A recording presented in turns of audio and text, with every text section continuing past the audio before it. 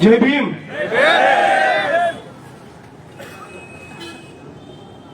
મસ્ત first class tandoori chicken રવિવારની બપોરે દવાઈ હોય અને પછી કેવું જય ભીમ નીકળે એવું બોલો યાર. જય ભીમ, જય ભીમ. મંચ પરના મારા સૌ સાથીઓ, વિસ્તારના તમામ વડીલો, યુવાન મિત્રો જેમણે મહેનત કરી ટૂંકા સમયમાં આટલો સરસ કાર્યક્રમનું આયોજન કર્યું છે. વચ્ચે વચ્ચે ડિસ્ટર્બ કરી રહેલા પેલા ભાઈ, મારી બહેનો, માતાઓ, યુવાન મિત્રો, સૌને મારા ક્રાંતિકારી જય ભીમ પાઠવું છું. સામે ઉભેલા બધા મિત્રોને ખાસ વિનંતી કરું છું કે ઓલરેડી આ બાજુનો રોડ બ્લોક છે, એટલે તમે ક્યાં અહીંયા આવી જાઓ અથવા ટ્રાફિકને નુકસાન ન થાય એટલું ખાસ ધ્યાન રાખજો. સાથીઓ, આજે હિતેન્દ્રભાઈએ જે વાતથી શરૂઆત કરી એમાં હું એક બે વાત કહેવા માંગુ છું. આજે 25 ડિસેમ્બર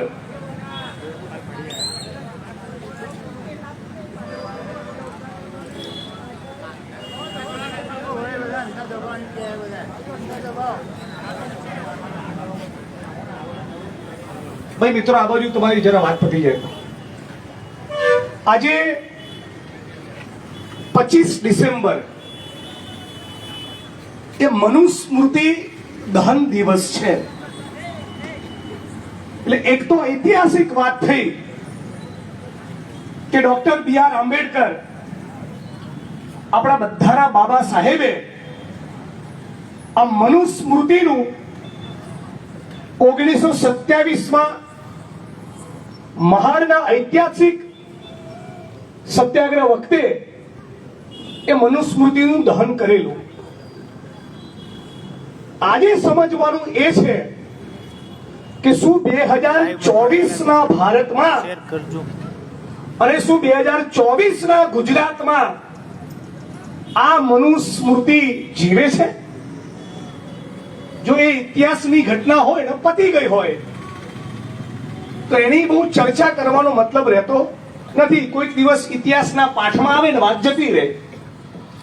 પણ આજે આ 2024માં મનુસ્મૃતિ કેવી જીવે છે અને એમાંથી આપણે બચીને એક સમાનતાવાદી, માનવતાવાદી તમામ લોકો એ ભારતવાસી તરીકે એક સંપ બનીને કરી રહી શકે એવા સમાજનું નિર્માણ કઈ રીતે કરવાનું છે, એના વિશે વિચાર કરવાનો પ્રસંગ છે. પણ ભાઈ હિતેન્દ્રભાઈ કીધું એ પ્રમાણે એક સમય હતો કે જ્યારે દક્ષિણ ભારતમાં, કેરળમાં, કર્ણાટકના, તમિલનાડુના વિસ્તારોમાં ફક્ત કહેવાતી નીચલી જાતિમાં પેદા થયેલા હોવાના કારણે કોઈ ઊંચ નીચ જેવું હોતું નથી. આ બધું માનવ સર્જિત છે. પણ કહેવાતી નીચલી જાતિમાં પેદા થયેલા હોવાના કારણે સ્ત્રીઓને ફરજ પાડવામાં આવતી કે એમણે ઉઘાડા સ્તન રાખીને ફરવાનું. સમજો,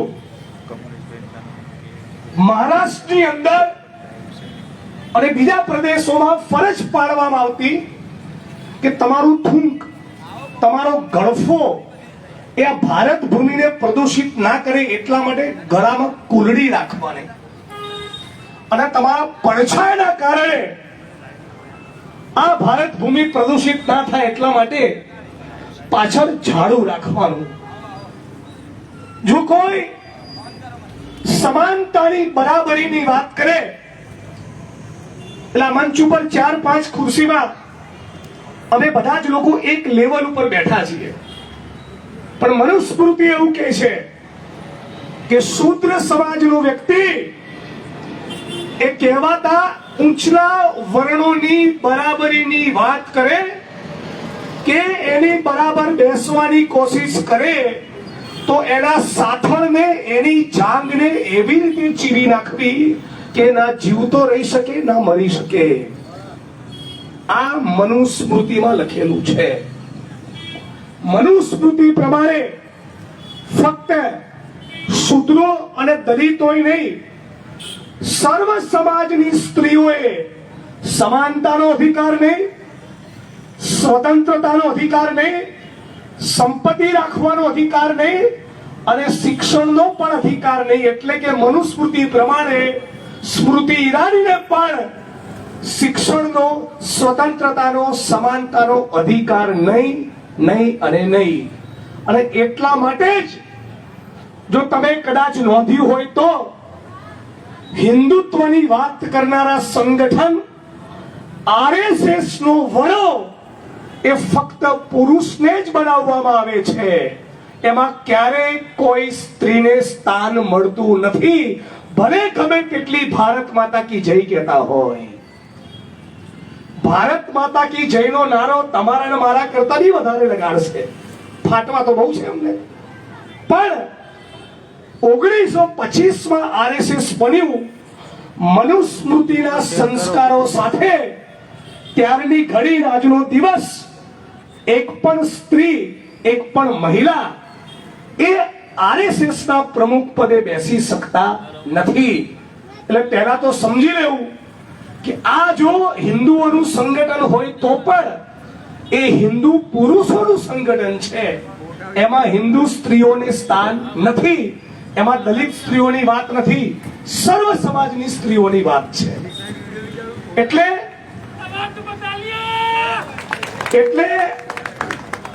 આ એક મનુસ્મૃતિનું શાસન છે. અને બીજી બાજુ સંવિધાનના નિર્માતા ડોક્ટર બાબા સાહેબ આંબેડકર એ નહેરુની કેબિનેટમાંથી એટલા માટે રાજીનામું આપે છે કે સ્ત્રીઓને વારસામાં મિલકત મળવી જોઈએ. અને એવો કાયદો એ વખતની પાર્લામેન્ટમાં કેટલાક લોકો પસાર થવા દેવા માંગતા નહોતા. એટલે અસ્પૃશ્યતાની નાબૂદી માટે કે દલિતોના અધિકાર માટે નહીં, સ્ત્રીઓને ગુલામીમાંથી મુક્ત કરવા માટે ડોક્ટર ભીમરાવ બાબા સાહેબ આંબેડકરે એ નહેરુના મંત્રીમંડળમાંથી રાજીનામું આપ્યું. આ ડોક્ટર બી.આર. આંબેડકરને હું સેલ્યુટ કરવા માટે અહીંયા આવ્યો છું.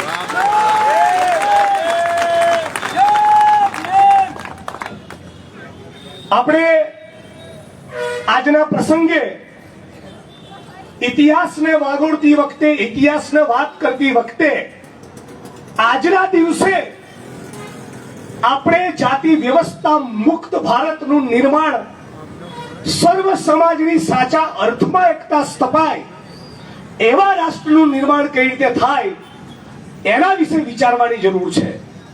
પણ એની પહેલા ખોખરાની ઘટના વિશે બે વાત કરવા માંગુ છું.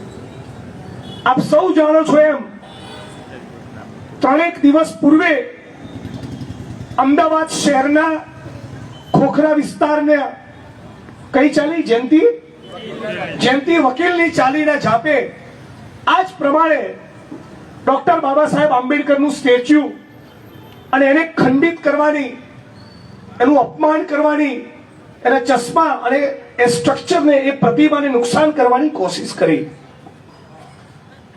એટલે આપણે વિચારવાનું છે કે ડોક્ટર આંબેડકરના સ્ટેચ્યુ જોડે આવું કેમ થાય છે. મારી આંખ સામે બહુ બધી વડીલોની ટીમ બેઠી છે. આ વિસ્તાર એક જમાનામાં દલિત પેન્થરના ક્રાંતિકારીઓથી ધમધમતો હતો. એવા અનેક વડીલો મારી આંખ સામે બેઠા છે. આ વર્ષોમાં તમે અનેક વખત સાંભળ્યું છે, ભારત ભૂમિમાં અનેક નેતાઓ, એમના અનેક રાજ્યમાં અનેક સ્ટેચ્યુ, સૌથી વધારે કોઈ એક નેતાનું સ્ટેચ્યુ તોડ્યું હોય, કોઈ એક નેતાના સ્ટેચ્યુને ખંડિત કરવાની કોશિશ કરી હોય, કોઈ એક નેતાના સ્ટેચ્યુ પર ચપ્પલની માળા પહેરાવવાની કોશિશ કરી હોય, કોઈ એક નેતાના સ્ટેચ્યુના ચશ્મા કાઢી લીધા હોય, આંગળી તોડી હોય, હાથ તોડ્યો હોય, નાક તોડી નાખ્યું હોય, જૂતાની માળા પહેરાવવાની કોશિશ કરી હોય, એ સૌથી વધારે કોઈ એક નેતાના સ્ટેચ્યુ સાથે થયું. સ્વતંત્રતાથી લઈને આજ દિન સુધીમાં તો એ નેતાનું નામ છે ડોક્ટર બી.આર. આંબેડકર.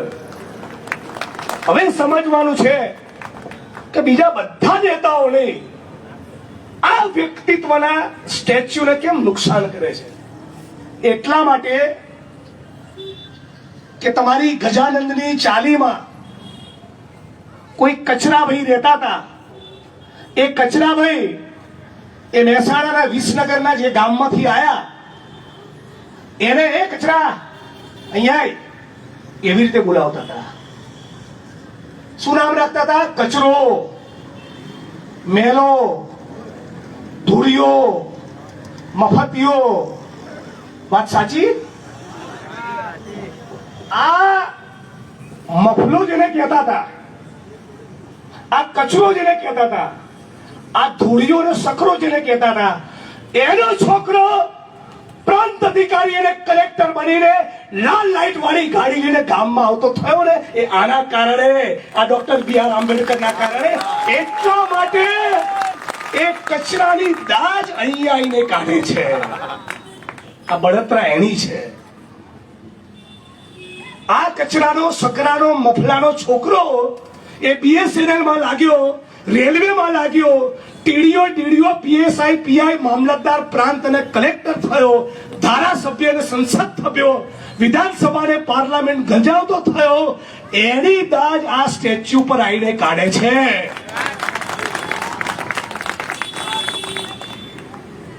એટલે ગામના ચોરે હોકો ભરાઈ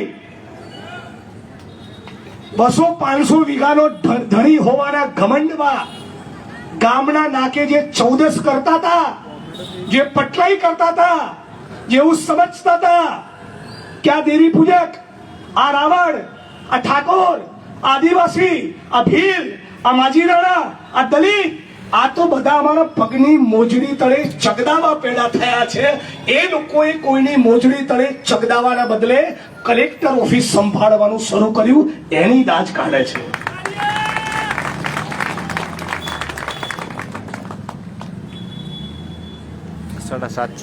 ખોખરાના પ્રકરણનું કારણ જુદું હશે, પણ આટલા વર્ષોમાં જે સ્ટેચ્યુ તૂટ્યા છે, જે અપમાનો થયા છે, એના મૂળમાં આ છે.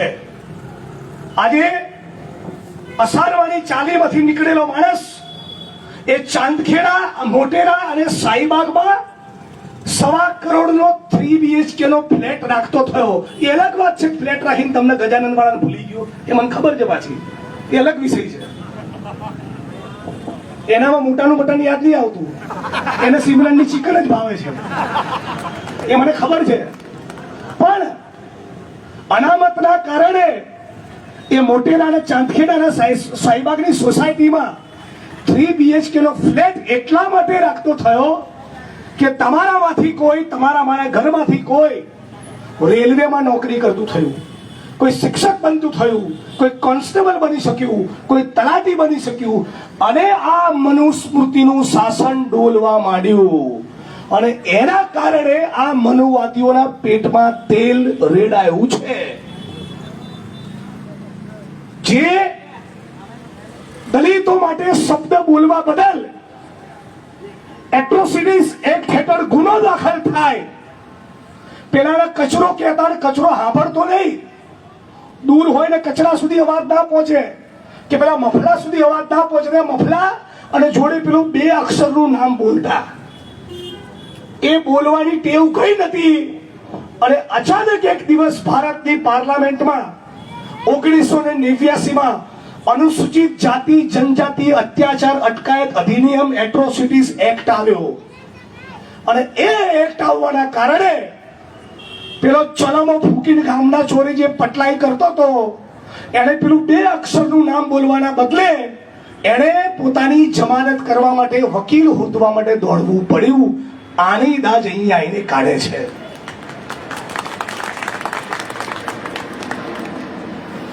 આજે આ કાર્યક્રમની પરમિશન આપતી વખતે ગોવિંદભાઈ જોડે એક લખાણ લીધું કે ભારતના ગૃહમંત્રી અમિત શાહની બાબતમાં આ કાર્યક્રમમાં વાત કરવામાં નહીં આવે. મને એ વિચાર અને પ્રસ્તાવ મંજૂર છે, પણ હું તડીપાર ઉપર ચોક્કસ વાત કરીશ.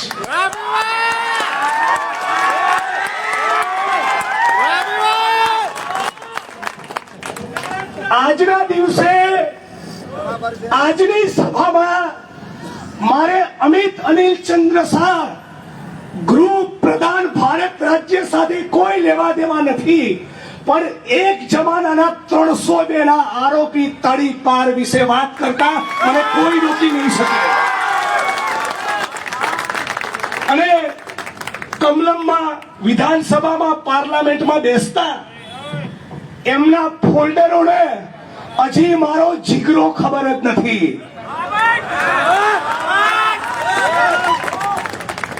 અને એમને કહું કે કમલમમાં બેઠેલી 1400 મને 44 જ થયા છે. અમિત્યાની જેટલી ફોલ્ડરગીરી કરવી હોય કરી લો.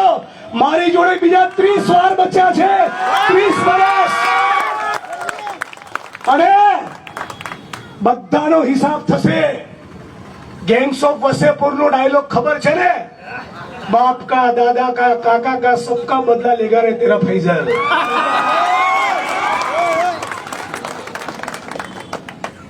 એટલે એવી બધી કમલમ વાળી મસ્તીઓ છે ને, એ બીજે, અહીંયા નહીં. અહીંયા કાનૂન અને સંવિધાનના દાયરામાં રહીને કામ કરનારા માણસો છે. 25 વર્ષથી સમગ્ર ગુજરાતના ખૂણે ખૂણે થયેલી એક રેલી, ધરણા, આંદોલનનો હિસાબ કાઢો. ક્યાંય દલિતોએ બસો સળગાઈ હોય એવો ઇતિહાસ તમને નહીં મળે. ક્યાંય દલિતોએ કાયદો અને બંધારણ હાથમાં લીધા હોય એવો તમને દાખલો જોવા નહીં મળે. રડ્યો ખર્યો કદાચ એકાદો અનુભવ હશે, બાકી ડોક્ટર ભીમરાવ બાબા સાહેબ આંબેડકરના વંશજો એ ભારતના સંવિધાનમાં માને છે. સંવિધાનના દાયરામાં રહીને જ લડીશું. અને સંવિધાનનો દાયરો એ પેલા અમિત્યો કહેવાની પણ છૂટ આપે છે.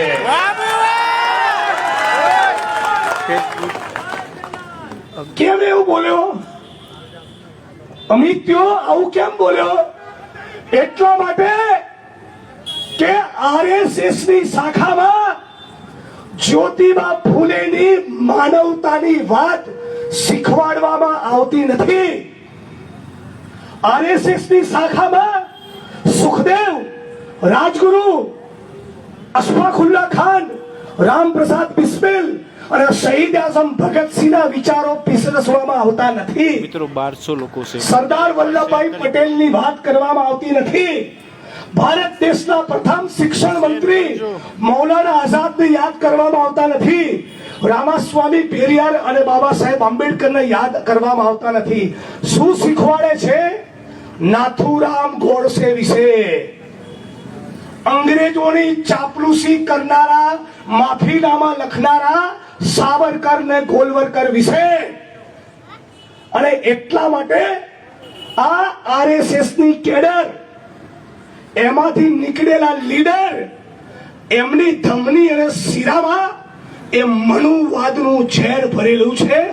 એ અમિત્યાના ડાચામાંથી નીકળી ગયું. પણ હું ભારતના ગૃહમંત્રી વિશે આજે કઈ બોલવા માંગતો નથી.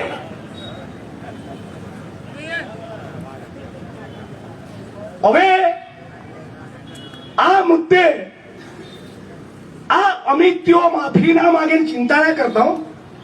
આસામ બહુ સરસ હતો, નો ટેન્શન. આસામ લઈ જાય, અરુણાચલ લઈ જાય, ત્યાંથી આગળ ચીન લઈ જાય, શ્રીલંકા લઈ જાય, ઝુકેગા નહીં સાલા. નો ટેન્શન. મને જગતમાં એ નોટ અને ચલણી નાણું છપાયું જ નથી કે ખરીદી શકે. અને આ પૃથ્વી પર માણસ પેદા થયો જ નથી જે મને ડરાઈ શકે. અને આ લોકોને ખબર નથી કે મારી પાર્ટીના લોકો જોડે તમને ટેકલ કરતા આવડતું હશે. હું તમારા સિલેબસની બહારનો છું, હું તમારા કોર્સની બહારનું પાત્ર છું. એટલે હું જેન્યુઇન કામ લઈને આવું કરી દેવાનું, બાકી રોડ ઉપર ઉતરતા આવડે છે. અને તમારી એફઆઈઆર 1, 2 ને 3 કોઈ ટેન્શન જ નથી. પણ મારા માટે પ્રેમ એવો છે કે હમણાં સુબોધભાઈ આંકડા શોધી લાયા, વકીલ સાહેબ ઉભા થાઓ, અને એમણે એવા આંકડા શોધી લાયા કે એક સમાજ ઉપર થયેલા આંદોલનના 535 કેસમાંથી 255 કેસ પાછા ખેંચી લીધા એક સમાજના. અને મારી ઉપરના આંદોલનના કેસ, ભાનુભાઈ વણકરના આત્મવિલોપન અને ઉના કાંડ વખત ઉપરના દલિતોના કેસ, મારી ઉપરના કેસ પાછા ખેંચવાની વાત તો ભૂલી જાઓ. જે 3 કેસમાં કોર્ટે મને નિર્દોષ છોડેલો, એમાંય સરકારે અપીલ દાખલ કરી કે આને અંદર ઘાલો. શું પ્રેમ છે મારા માટે! હાય હાય હાય. આવો તો જયા બચ્ચન ને બચ્ચન માટે બી નથી, આવો તો મને બી પ્રિયંકા ચોપરા માટે નથી. શું કેસ મારી સામેના એક સમાજ ઉપરના 255 કેસ પાછા, અને અમરેલીનો આંદોલનકારી કાંતિવાળા એ 9 વર્ષની જેલમાં. આ મનુસ્મૃતિનું શાસન છે. એટલા હલકટ અને નિમ્ન કક્ષાના છે. કઈથી આસામ પોલીસ જોડે ધરપકડ તો કરાવી, પણ બાજુમાં મહિલા પોલીસને બેસાડી મહિલા પોલીસ જોડે છેડતીનો કેસ એ લોકોએ કર્યો, જેમનો આસામની બાજુમાં મેઘાલયનો ભારતીય જનતા પાર્ટીનો ઉપાધ્યક્ષ, જય શ્રી રામ અને ભારત માતા કી જય બોલનારો મેઘાલય ભારતીય જનતા પાર્ટીનો ઉપાધ્યક્ષ નામે બર્નાર્ડ શું કરતા પકડાયો? આરએસએસ અને ભાજપના નેતાઓ સ્ત્રીઓ સાથે રંગ રેલીઓ મનાવે એના માટે આખું રિસોર્ટ ચલાવતો પકડાયો. બોલો જય શ્રી રામ. મેઘાલય ભારતીય જનતા પાર્ટીનો ઉપાધ્યક્ષ બર્નાર્ડ ભારત માતા કી જય બોલે, અને પોલીસે જ્યારે રેડ કરી તો એના રિસોર્ટમાંથી, ફાર્મ હાઉસમાંથી 18 વર્ષથી નીચેની 6 દીકરીઓ મળી. મતલબ કે આ સંઘીઓ બે આરએસએસ ની વિચારધારા વાળા મનુવાદીઓ એ દીકરીઓ ઉપર રેપ કરાવતા હતા. રેપ. શરમ આવી જોઈએ અમને. અને આ આપણા વિસ્તારમાં ઠંઠાલેની નીકળે છે રાષ્ટ્રવાદના. આ નાટક કરે છે તિરંગા યાત્રાનું. આ ગદ્દારોને ચાલીમાં ઘૂસવા ના દેતા, આમને તમારા વિસ્તારમાં પગ મૂકવા ના દેતા. ભારતીય જનતા પાર્ટીની જસદણની મહિલા આગેવાને મીડિયામાં ઇન્ટરવ્યુ આપ્યા કે રાજકોટ જિલ્લાના જસદણ તાલુકામાં ભારતીય જનતા પાર્ટીના નેતાઓએ 6 દીકરીઓ પર દુષ્કર્મ કર્યું. હું એની વિગત આપવા તૈયાર છું. પોલીસ એફઆઈઆર કરવા માંગતી નથી. બોલો ભારત માતા કી જય. અમને ઓળખી લો. બિલ્કિસ બાનુના બળાત્કારીઓને એ જેલમાંથી છોડી આ રામના નકલી ભક્તોએ લાડવા ખવડાવ્યા, મીઠાઈ ખવડાવી, ફૂલોની માળા પહેરાવી, શાલ ઉઠાડ્યું, સ્વાગત સન્માન કર્યું, જાણે રાષ્ટ્રપતિ મેડલ જીતી રહ્યા હોય. પછી શું બોલશે આપણી વચ્ચે કે મારી તિરંગા યાત્રામાં આવજો. આમને ઓળખી લો. અને આ બધું થશે એ આ વ્યક્તિત્વ કહીને ગયું હતું આપણને. હજી ના વાંચ્યા હોય તો વાંચી લેજો.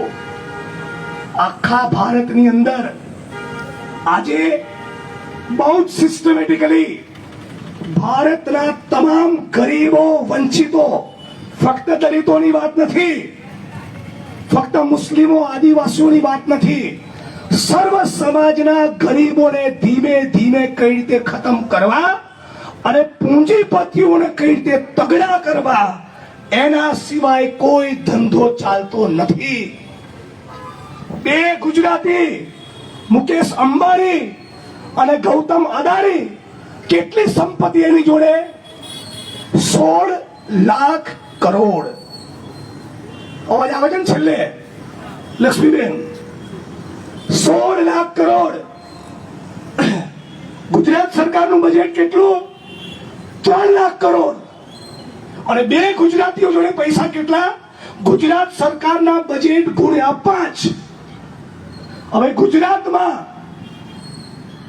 બનાસકાંઠા અને સાબરકાંઠામાં કોઈએ આઈપીએસ જવું હોય તો ટેન્ડર ભરાય, 8 ચોપડી પાસના આપવા જાય બંડલ, એવી આખી સિસ્ટમ ચાલે છે.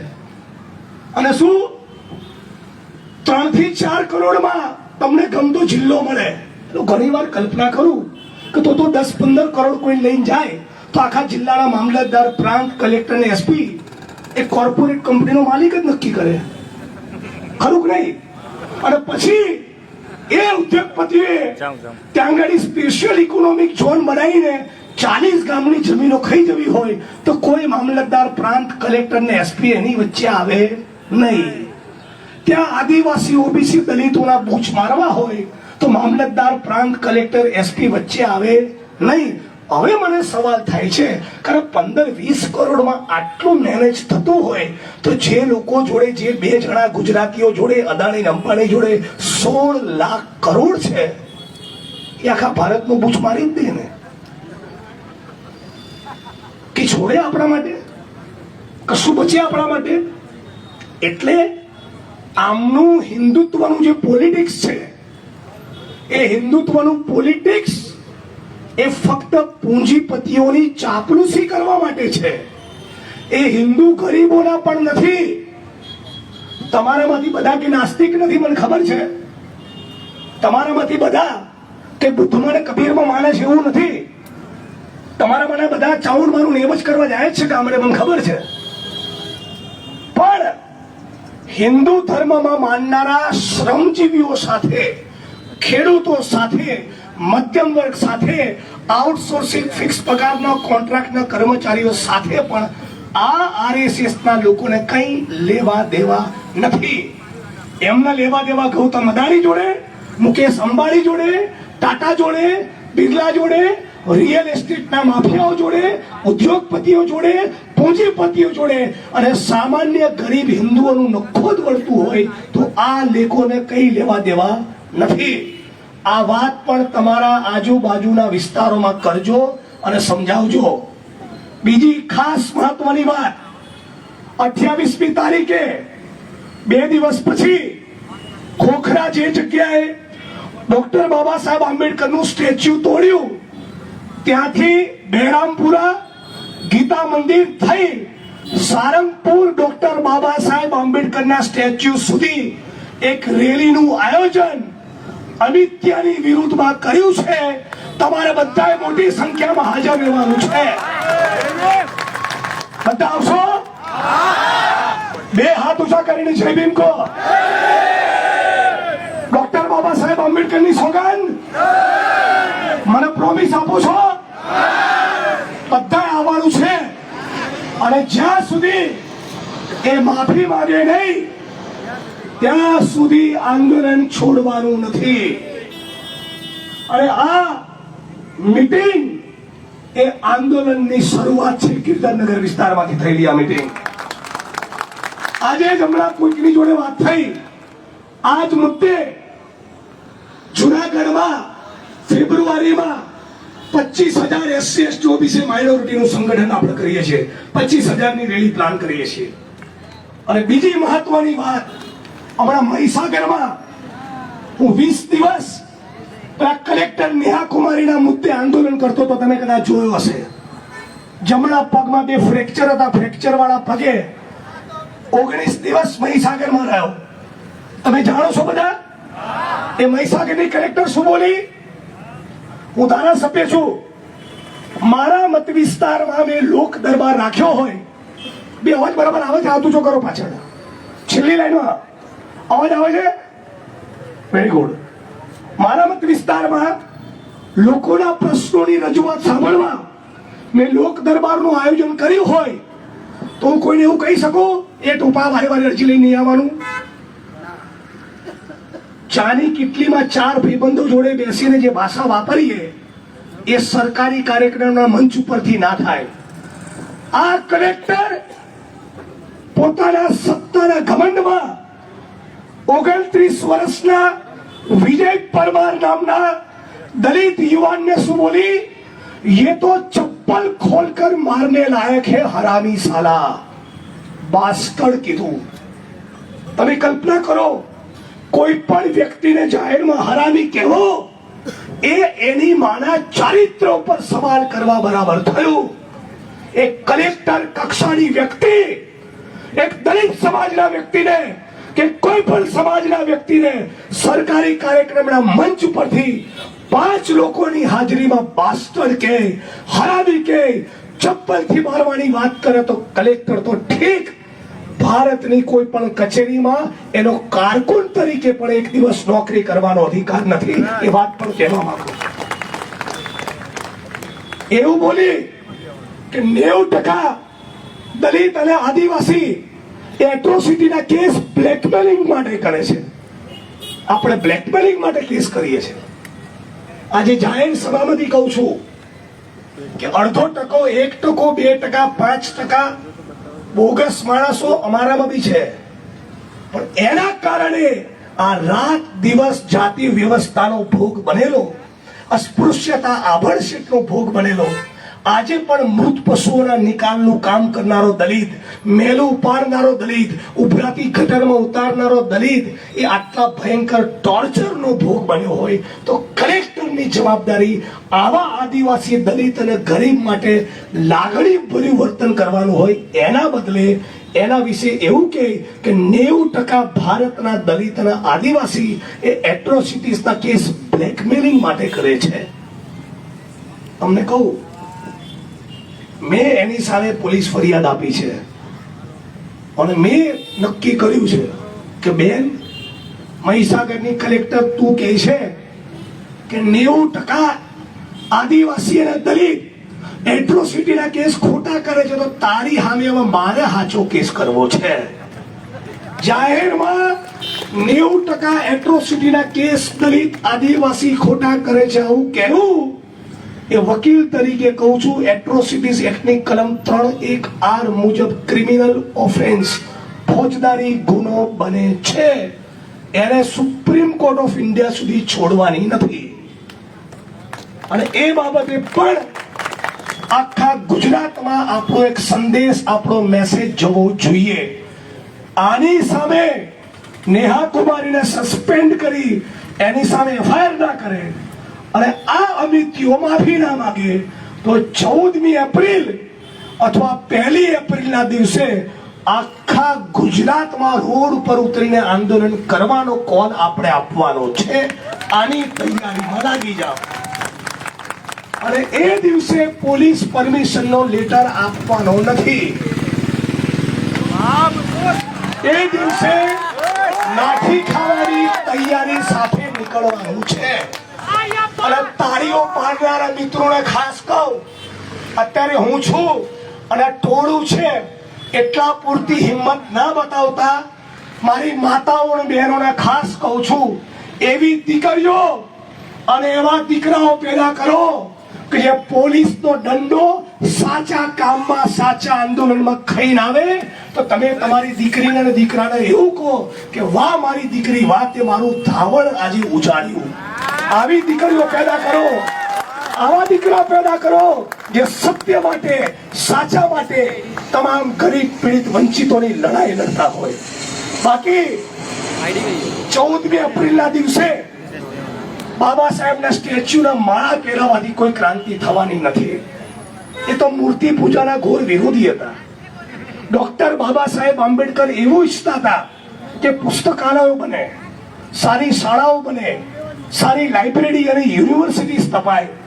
બધા સન્માનના કારણે પુષ્પાંજલિ કરીએ છીએ, બરાબર છે, પણ હવે નવા સ્ટેચ્યુ બનાવવાના બદલે નવા પુસ્તકાલય બનાવવાનો સંકલ્પ કરો। આ વાત ખાસ બધા જ મિત્રો યાદ રાખજો।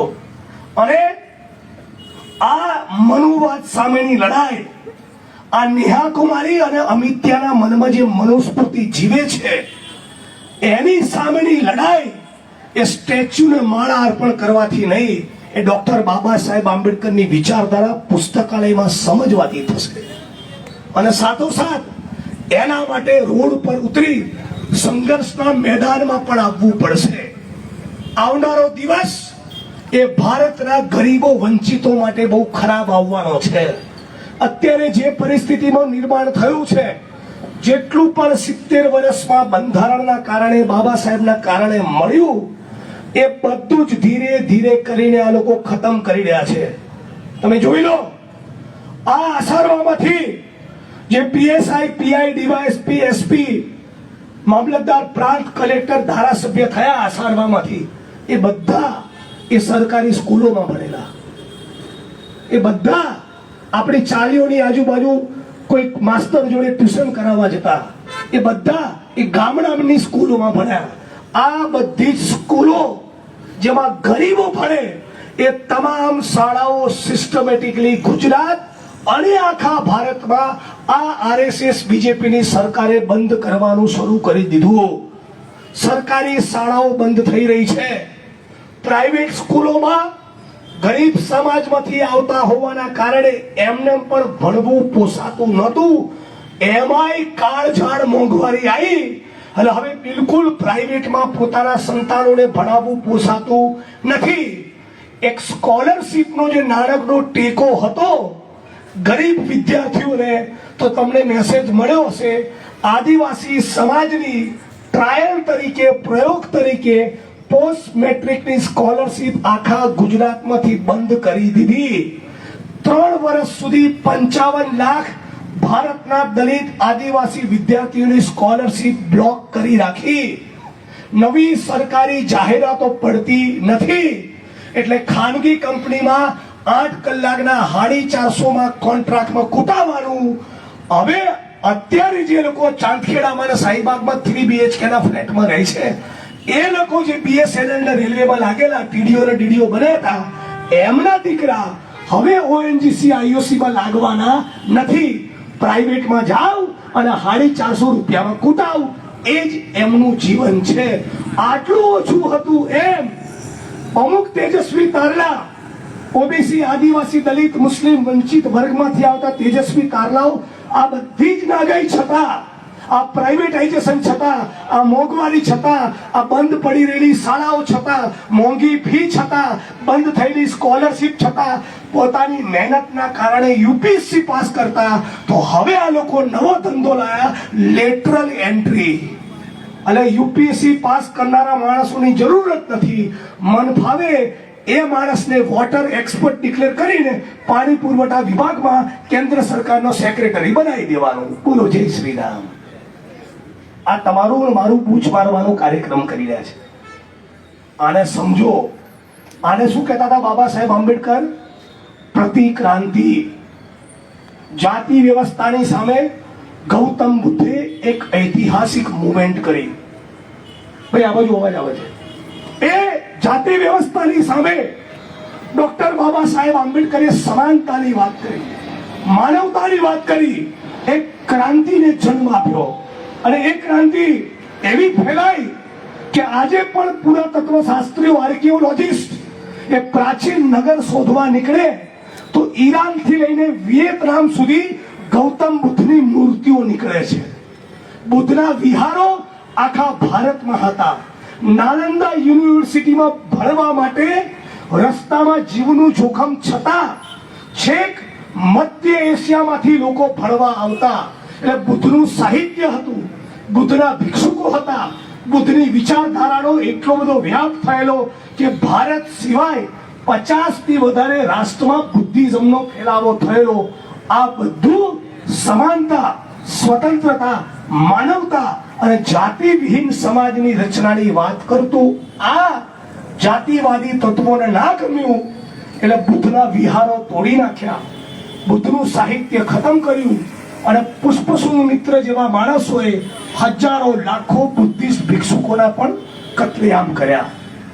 પણ સ્વતંત્રતાની ભૂખ, સમાનતાની ચાહત એ મનુષ્યની અંદર પડેલી હોય છે. અને એટલા માટે કોઈ ચારવાક પેદા થયો, એટલા માટે કોઈ ગુરુ નાનક પેદા થયા, એટલા માટે કોઈ રવિદાસ પેદા થયા, એટલા માટે કોઈ સંત કબીર પેદા થયા, એટલા માટે અખો ભગત થયો, એટલા માટે નરસિંહ મહેતા, જ્ઞાનદેવ, નામદેવ, તુકારામ થયા, જેમણે સમાનતા અને માનવતાની વાત કરી. પણ આ સમાનતા માનવતાની વાત કરનારા નરસિંહ મહેતા, અખો ભગત, જ્ઞાનદેવ, નામદેવ, તુકારામ, રવિદાસ, નાનક ને કબીર એ સામાજિક, સાંસ્કૃતિક, આધ્યાત્મિક આંદોલન ચલાવતા હતા. એમાં રાજકીય શક્તિ કોઈએ ઉમેરી તો ડોક્ટર ભીમરાવ બાબા સાહેબ આંબેડકરે, રામાસ્વામી પેરિયારે, જ્યોતિબા ફૂલે, અને એ જે સમયગાળો હતો એ 1857 ના વિપ્લવથી 1947 સુધીનો એ સમયગાળા દરમિયાન પંડિત જવાહરલાલ નહેરુ, સરદાર વલ્લભભાઈ પટેલ, મૌલાના આઝાદ, સુભાષચંદ્ર બોઝ, ભગતસિંહ, સુખદેવ, રાજગુરુ એવા પ્રગતિશીલ વિચારવાળા લોકો પણ હતા, જે પણ માનતા હતા કે સમાનતા, માનવતા હોવી જોઈએ. આ બધાના અનુભવ, આ બધાની વિચારધારાનો નિચોડ એ ભારતના સંવિધાનમાં આવ્યો. અને આ સંવિધાનના કારણે વાલ્મીકી સમાજનો સફાઈ કામદાર, જેને ભણવાનો અધિકાર મનુસ્મૃતિ પ્રમાણે નહોતો, એ વાલ્મીકી સફાઈ કામદાર એ એજ્યુકેશન ડિપાર્ટમેન્ટનો પ્રિન્સિપલ સેક્રેટરી બની શક્યો એ ડોક્ટર બાબા સાહેબ આંબેડકરના બંધારણના કારણે.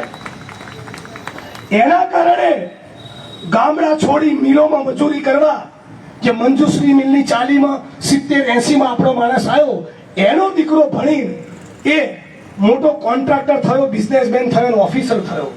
પણ એ બધી વસ્તુ હવે ઉલટી કઈ રીતે થાય એનો આખો પ્રોજેક્ટ ચાલી રહ્યો છે.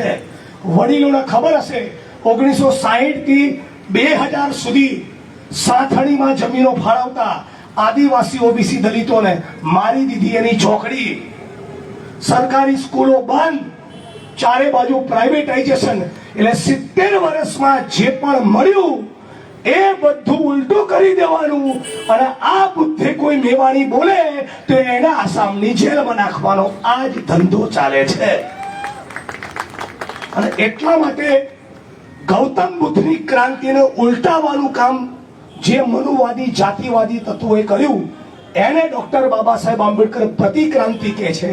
અને અત્યારે આરએસએસ અને મોદીની સરકારમાં છેલ્લા 10 વર્ષથી જે કૃત્યો ચાલી રહ્યા છે એને હું પ્રતિક્રાંતિ ભાગ 2 કહું છું. આ પ્રતિક્રાંતિની સામે નહીં લડો તો ખતમ થઈ જઈશું.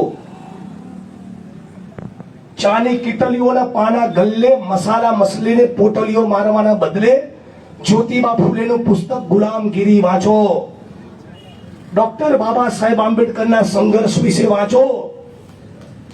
પોતાના જીવન વિશે વિચારો, પોતાના ભવિષ્ય વિશે વિચારો.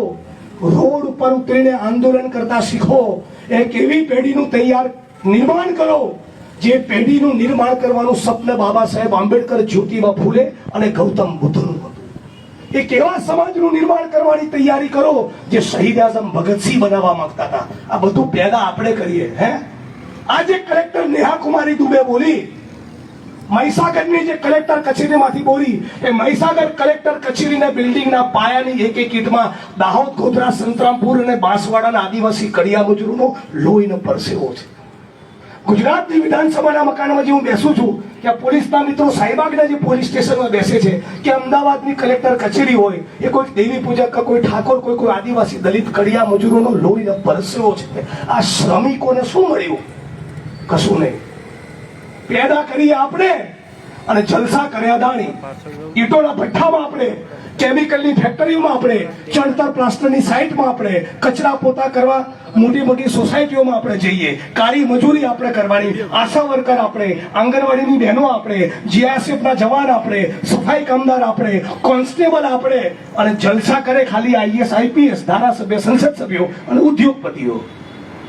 આ દેશ એમના બાપનો નથી. એવું ખોખારો ખાઈને કહો. માલિક, લૂંટનારો, પૂંજીપતિ, શોષણ કરનારો વર્ગ એ 2-5% છે, બાકી તો બધી સામાન્ય જનતા છે. પણ યાદ રાખજો, દલિત સમાજની ચાલીઓમાંથી નીકળીને જે લોકો સરકારી કચેરીમાં સાહેબો થયા અને ધારાસભ્યો, સંસદ સભ્યો અને મંત્રી થયા, એ ચાલીમાં પોતાનો ભય છોડીને ગયા છે, એને પણ ભૂલી ગયા છે વાતને. એ લોકો 30-35 વર્ષ સરકારી નોકરી કરે, આઈએસ, આઈપીએસ તરીકે, મોટા સાહેબો અને મંત્રી તરીકે, ત્યારે ગજાનંદની કીર્તનનગરની ચાલીને પારસીની ચાલી યાદ નથી આવતી. ત્યારે ભૂલી જાય છે કે આપણા ગામડાની અંદર આજે પણ કોઈક માણસે મરેલા પશુના નિકાલનું કામ કરવું પડે છે. 35 વર્ષ નોકરી કરી ત્યારે 60 થઈ ગયા અને 57મું વર્ષ શરૂ થાય એટલે તરત દલિત સમાજ યાદ આવે. વાત સાચી? રિટાયરમેન્ટનું વર્ષ 2 વર્ષ બાકી ના હોય ત્યાં સુધી આ ગરીબ સમાજમાંથી નીકળેલા સાહેબોને પણ આપણી યાદ આવતી નથી. ત્યારે સાહેબ અને માર પડે એટલે મેવાણી, એમણે સાહેબ થઈ જવાનું અને આંદોલન કરવા લડવા માટે દંડા ખાવા આપણે જવાનું, એફઆઈઆર આપણે ભરવાની, સહન આપણે કરવાનું, સંઘર્ષ આપણે કરવાનું. એમણે કહેવું પડશે કે તું એકલો તારા મેરિટના કારણે નહીં, મેરિટ તો તારામાં હશે પણ મેરિટની સાથોસાથ આ બાબા સાહેબ આંબેડકર બંધારણની અનામતના કારણે તું સાહેબ થયો છે. જિજ્ઞેશ મેવાણીના દલિતોના પ્રશ્નો વિશે ના બોલવું હોય, ના લડવું હોય તો કઈ વાંધો નહીં, મણિનગરથી લડે, અનામતની બેઠક પરથી ના લડે, નો પ્રોબ્લેમ. લડવું છે અનામતની બેઠક પરથી, ધારાસભ્ય રિઝર્વ સીટમાંથી થવું અને દલિતોના મુદ્દે ના બોલે ચાલે? એ જ પ્રમાણે અનામતનો લાભ લઈને આઈએએસ આઈપીએસ થવું છે અને 35 વર્ષ નોકરી કરી ત્યારે સમાજ યાદ આવતો નથી. 57મું વર્ષ શરૂ થાય એટલે આપણા ગામમાં જશે અને કહેશે હું હજી મોટાનું ખાઉં છું. હો, 35 વર્ષ સમાજ યાદ ના આવ્યો, પછી 58મું વર્ષ શરૂ થાય એટલે ધીમે ધીમે કહેશે હું સમાજ કલ્યાણ વિભાગમાં તો તારે 2 સારા જીઆર ના પરિપત્રો સમાજ માટે કરેલા હું હાવ કાઢી નાખવા જેવો નથી, તમારા જેવો જ છું, હજી મોટાનું ખાઉં છું. અને બરાબર રિટાયરમેન્ટના 6 મહિના બાકી હોય એટલે સમૂહ લગ્ન 51,000 અને તેજસ્વી તારલાઓના સન્માન 51,000 અને પછી ધીમે રહીને એક કોંગ્રેસની ટિકિટ લેવા જાય કે હું સરવા લડું અને બીજો કમલમમાં જાય કે હું દાડી લીમડા લડું. એટલે પેલા 500 કરોડ લૂંટના જે બચાયેલા એને અને એના દીકરાને એનું રક્ષણ મળી રહે. આ લોકો પણ આપણા કામના નથી તો કરવાનું શું? એક જ વસ્તુ, કોઈ ધારાસભ્ય, સંસદ સભ્ય, મંત્રી, આઈએએસ આઈપીએસ તમારા કામમાં નહીં આવે સિવાય કે એનામાં વિચારધારા હોય. વિચારધારા વગરના નેતા અને અધિકારી એ ગરીબ વંચિત વર્ગને કશું જ આપતા નથી. આ પોલીસના મિત્રોને બી કહું, એમને આશ્ચર્ય લાગશે, મારા જિજ્ઞેશ મેવાણીના ઘરમાં મર્ડર થઈ જાય ને મારા ઘરમાં તો આખા ગુજરાતમાંથી એક પણ દલિત આઈપીએસ નથી જેની પર મને ભરોસો હોય કાલે તપાસ આપો, આ કોઈના બાપને નહીં છોડે. એ કેટલું દેવાળું ફૂંક્યું કહેવાય. આના માટે આ લોકો સાહેબ થયા છે. મારા ફેમિલીમાં, મારી વાત કરું છું, મારા ઘરમાં મર્ડર થાય તો આજની તારીખે ગુજરાતમાં એક દલિત આઈપીએસ નથી જેની પર મને પૂરો કોન્ફિડન્સ હોય કે ગમે તેવો ચમરબંધી હશે ખાલી દેશે. એટલા તોડબાજ, સેટિંગબાજ અને દલિતોના માટે નમક હરામી કરનારા માણસો આપણે પેદા કર્યા છે. અને એટલા માટે તમારી પોતાની શક્તિને ઓળખો, ખોટું કરશો નહીં, ખોટું ચલાવશો નહીં, ડરીને જીવવાનું બંધ કરો. આ પૃથ્વી પર ડેપ્યુટેશનમાં આવ્યા છે. કોને ખબર હતી કે બ્રહ્માંડની રચના થશે, એમાં કોક દાડો પૃથ્વીનો ગોળો ઠંડો થશે, એમાં માનવ જીવન શક્ય બનશે, એમાં તમે ગજાનંદની ચાલીમાં પેદા થશો? ખબર હતી? ડેપ્યુટેશન પર આવ્યા છો, 50, 60, 70, 75 વર્ષ પછી ગુડ બાય કહેવાનું છે. આમ બાકી ક્રાંતિ કરીને જાઓ તો કંઈક યાદ રાખે. ક્રાંતિ ન કરો કઈ નહીં, શેર તો કરો, લડો નહીં, સંઘર્ષ ના કરો તો કઈ બદલાય? ડોક્ટર બાબા સાહેબ આંબેડકર એવું કીધું હતું, શિક્ષિત બનો અને સીધા તલાટી થઈ જાઓ. શિક્ષિત બનો અને પીએસઆઈ થઈ જાઓ, શિક્ષિત બનો અને મામલતદાર થઈ જાઓ અને એની ફાઇલો ક્લિયર કરો કલેક્ટર જોડે. એવું નતું કીધું. શિક્ષિત બનો, સંગઠિત બનો અને પોતાના માટે, ગરીબો વંચિતો માટે સંઘર્ષ કરો. 23 વર્ષની ઉંમરે ભગતસિંહ ફાંસીના માચડે લટક્યા એ આવો દિવસ જોવા માટે નહીં. સુખદેવ, રાજગુરુ, કેવા કેવા માણસો ભારત ભૂમિમાં પેદા થયા, કેવો કેવો સંઘર્ષ હતો આપણા દેશના મહાપુરુષોનો. અને આપણે નહીં લડીએ ચાલે? 28 તારીખની રેલી મનાવો ચાલે? આજ મારું ભાષણ સાંભળીને તાલી પાડો ને ક્રાંતિ કરવાની તારે ઘેર ઉભી જાઓ, ઇન્સ્ટાગ્રામમાં જુઓ, ચાલે? એટલે લડો, સંઘર્ષ કરો, ક્રાંતિ કરો, આટલું જ કહેવા માટે તમારી વચ્ચે આવ્યો છું. ગોવિંદભાઈ મહેરિયા માટે મારા કરતા 4 ગણી તાળી મારો તો મને લાગે કે તમે મને પ્રેમ કરો છો. આ તાળી બદમ નથી, આમ જોરદાર. એમને એમની જૂની બેનપણી યાદ આવી, એમ જેવી તાળી પાડો. નહીં ભાભી સરસ મારી લઈશું. આ ઉંમર તમને ક્યાં નવરા કરશે? એટલા માટે ગોવિંદભાઈને યાદ કર્યા કે આ વિસ્તારમાં નાની મોટી પ્રવૃત્તિ સતત કરતા રહે છે, સમાજની ચિંતા કરે છે, પોતાની બી કરે છે પણ સમાજની બી કરે છે, અને મને સતત કાર્યક્રમોમાં યાદ કરીને બોલાવતા રહે છે. એટલા માટે એમના તાળીઓનો આવકાર આપ્યો. આપ તમામ બહેનો, માતાઓ, વડીલો, યુવાન દોસ્તોનો આભાર માનું છું. આપણે બધા જ સાથે મળીએ, સતત સાથે રહીએ. બીજી ફૂટેલી કારતૂસો સમાજમાંથી પેદા થઈ એવા ના થઈએ, સંઘર્ષ કરીએ. ચાલીઓ, ઝૂંપડપટ્ટીઓમાં, ફેક્ટરીઓમાં આપણો ગરીબ માણસ જે પરેશાન થાય છે એનું દર્દ જરા મહેસૂસ કરીએ તો ગૌતમ બુદ્ધ, તો શહીદ આઝમ ભગતસિંહ અને તો બાબા સાહેબ આંબેડકરના સપનાનું ભારત બનાશે. અને હું જ્યારે આપણો માણસ કહું ત્યારે આપણા માણસનો મતલબ દલિત નથી. એ તમામ પીડિત, એ તમામ શોષિત, એ તમામ ગરીબ, એ તમામ વંચિત જે પોતાના શ્રમથી આ દુનિયામાં અજવાળું કરે છે એ બધા જ આપણા છે. કોઈક દલિત સમાજનો વ્યક્તિ ફેક્ટરીનો માલિક હોય અને 300 બ્રાહ્મણ મજૂર હોય તો હું 300 બ્રાહ્મણ મજૂરની પડખે ઉભો રહીશ, એટલે માલિકની જોડે નહીં મળવું. મારી દોસ્તી કોન્સ્ટેબલ જોડે થાય, હેડ કોન્સ્ટેબલ જોડે થાય, પીએસઆઈ ને પીઆઈ જોડે થાય, ડીવાયએસપી ઉપર હું સંબંધ રાખતો જ નથી. મને ત્યાં ફાવતું જ નથી. મારી દોસ્તી એ ટીડીઓ જોડે થાય, નાયબ મામલતદાર જોડે થાય, કારકુન જોડે થાય, આઈએએસ જોડે ક્યાંય હું સંબંધ રાખતો નથી. મારે પેટ્રોલ પંપે નથી લેવો, ગેસની એજન્સી નથી લેવી, રિયલ એસ્ટેટમાં મૂડીરોકાણ નથી કરવું, ખાણ ખનીજની લીઝ પણ નથી લેવી, જમીનની કોઈ ફાઇલ ક્લિયર નથી કરાવી. હું અને મારો સેલરી ભલો. આવું જીવન જીવો તો લડી શકશો. આવું જીવન જીવો તો કોઈકને તમે કહી શકશો. તમારી જોડે સત્યની હોય, તમારી જોડે પ્રમાણિકતાની હોય તો તમારો પણ લડવામાં અવાજમાં એવો રણકો નહીં આવે. એટલે તમારા અવાજનો રણકો મજબૂત રહે, અને એ અવાજનો રણકો એ દિલ્હીની પાર્લામેન્ટમાં ડોક્ટર બાબા સાહેબ આંબેડકરનું અપમાન કરનારા મનુવાદીઓ સુધી 28 તારીખે પહોંચે એવી આશા અને અપેક્ષા સાથે આપ સૌને, મને સાંભળે બદલ આપ સૌનો આભાર માનું છું. મારી સાથે એક નારો લગાવજો, 2 હાથ ઊંચા કરીને હું કહીશ લડેંગે, અને પછી કહેવાનું જીતેંગે. પણ કેવું, તમે જ્યારે જીતેંગે બોલો ત્યારે અહીંથી અવાજ આવવો જોઈએ. પહેલી વાર આઈ લવ યુ કીધું ત્યારે કેવો અવાજ આવ્યો હતો, એવો અવાજ આવવો જોઈએ. લડેંગે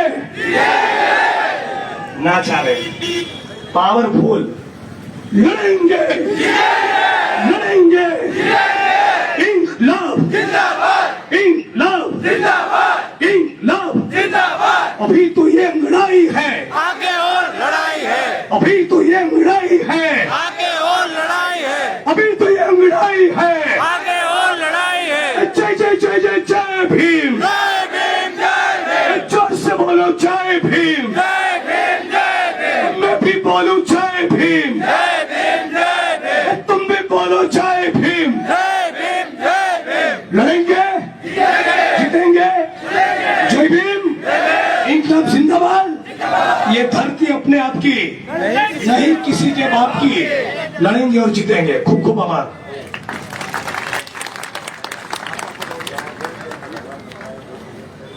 હા, ગોવિંદભાઈએ ખાસ યાદ કરાયું કે ચિરાગભાઈ, ધવલભાઈ, એમની ટીમના બધા મિત્રો, આ લોકોએ ખૂબ મહેનત કરી છે. આ બધા મિત્રો માટે પણ જબરદસ્ત તાળીઓનો આવકાર થઈ જાય. મારા જેવા નેતા એ તો મુસાયરો લૂંટીને જતા રહે તાળીઓ જેમ, પણ એમની પાછળ આવા સાથીઓની મહેનત હોય છે, આવા સાથીઓને પણ આપણે ઓળખવા જોઈએ જે અડધી રાતનો હોંકારો હોય, અડધી રાતે આપણા માટે આવીને ઉભા રહે. તો આવા તાળીઓ માટે પણ, આવા સાથીઓ માટે પણ જબરદસ્ત તાળીઓ થઈ જાય. આ તમામ લોકોનો ખૂબ ખૂબ આભાર માનું છું. ધન્યવાદ સાથીઓ. સમાપનના બે શબ્દો સુબોધભાઈ અને ગોવિંદભાઈ કહેશે. કે સમાપનમાં અમિતભાઈ જે દિલ્હીની સંસદમાંથી બોલ્યા છે, એમને ખાલી એક મેસેજ માટે એક નારો જ બોલાવો છે કે કાજ સાહેબ, કાજ સાહેબ, કાજ સાહેબ. એટલે 28 તારીખે આપણે સૌ મોટી સંખ્યામાં આવીએ અને મનુના માનસ પુત્રોને જે જાતિવાદની ચરબી ચડી છે એને આપણે આંદોલનની ગરમીથી ઓગાળીએ. જય ભીમ. હેલો, 28 તારીખના કાર્યક્રમની સાથે સાથે જે દીકરી 8 વર્ષની હતી જેનો રેપ થયો અને મૃત્યુ થયું, એના માટે 2 મિનિટ આપણે મૌન રાખીએ. સર્વ લોકોને નમ્ર વિનંતી છે.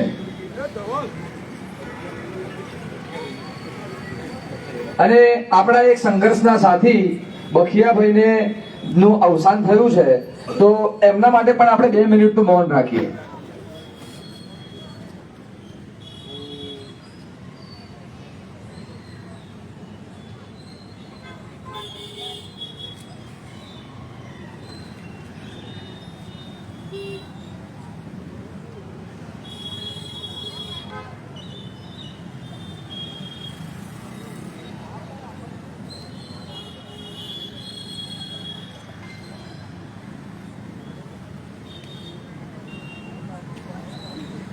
મૌન સમાપ્ત. સમાપનની સાથે સાથે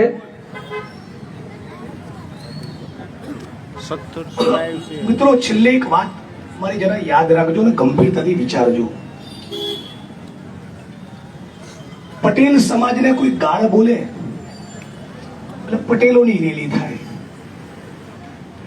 દલિતોનું કોઈ અપમાન કરે એટલે દલિતોની રેલી થાય. આ મજૂર મરી જાય ત્યારે આપણે કેમ બાદ નથી આવતા? આનો વિચાર કર્યો કોઈ દિવસ? મજૂરનું કોઈ નથી. આ વિચાર જે દિવસે આવશે અને જે દિવસે કન્સ્ટ્રક્શનની સાઈડ પરથી કડીઓ પડીને મરી ગયો અને એ દિવસે સર્વ સમાજની જ્યારે 50,000ની રેલી થઈને એ દિવસે બાબા સાહેબનું ભારત બનશે. બાબા સાહેબના સ્ટેચ્યુના અપમાન વખતે તો બહાર નીકળીએ છીએ, પણ વાલ્મીકી સફાઈ કામદાર ગટરમાં મરી જાય ત્યારે 40 જણા જ આવેદન પત્રમાં હોય છે. માફ કરજો, આને ગંભીરતાથી વિચારજો. 28 તારીખે તમે બધા જયંતિ વકીલની ચાલી સવારે 11 વાગે ખોખરા ખાતે ઉપસ્થિત રહો અને મોટી સંખ્યામાં આપણે આપણી આંદોલનની તાકાત બતાવી એવી બધાને ફરીથી વિનંતી. જય ભીમ. અને સાથે સાથે આપણા સાથી ગોવિંદભાઈ સમાપન કરશે. એની સાથે સાથે એક શાયરી છે કે તાકે તુમ્હારે નામ પર તાउम्र काली के पोती जा सके, ताकि तुम्हारे मुजस्समों पर ताउम्र काली के पोती जा सके, इसलिए तुम्हारे नाम और तुम्हारे मुजस्समों को आबाद रखा जाएगा, सब याद रखा जाएगा, सब कुछ याद रखा जाएगा. ગોવિંદભાઈ, હવે છેલ્લે મારે કઈ બોલવા જેવું તો છે જ નહીં. સભામાં ઉપસ્થિત તમામ જિગ્નેશભાઈ મેવાણી પ્રિય જનતાને મારા ખૂબ ખૂબ જય ભીમ. અને છેલ્લે જિગ્નેશભાઈએ આજે હાફ ફ્રાયમાંથી ફૂલ ફ્રાયમાં જે આરએસએસ આવી ગયું છે એની ઘણી ધોળાઈ કરી એ બદલ જિગ્નેશભાઈને મારા ક્રાંતિકારી જય ભીમ. અને જે પ્રીતમપુરાના સાથીઓએ પણ સહકાર આપ્યો છે એ લોકોને પણ જય ભીમ તરીકે દરેક લોકો જય ભીમ એટલું જોરથી બોલે કે બધાને મજા આવી જવી જોઈએ. અને માકુભાઈની ચાલીના સાથીઓ, પારસીની ચાલીના સાથીઓ અને ખાસ કરીને પ્રીતમપુરાના સાથીઓ જય જય જય જય જય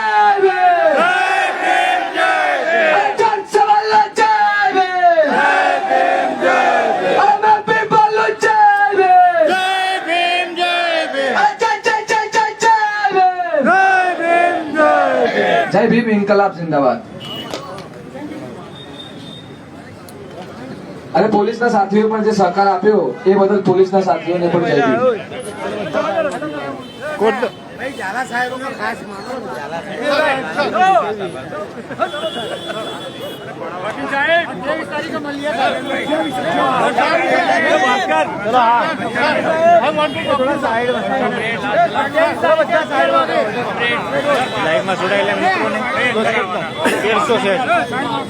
બધા મિત્રો 28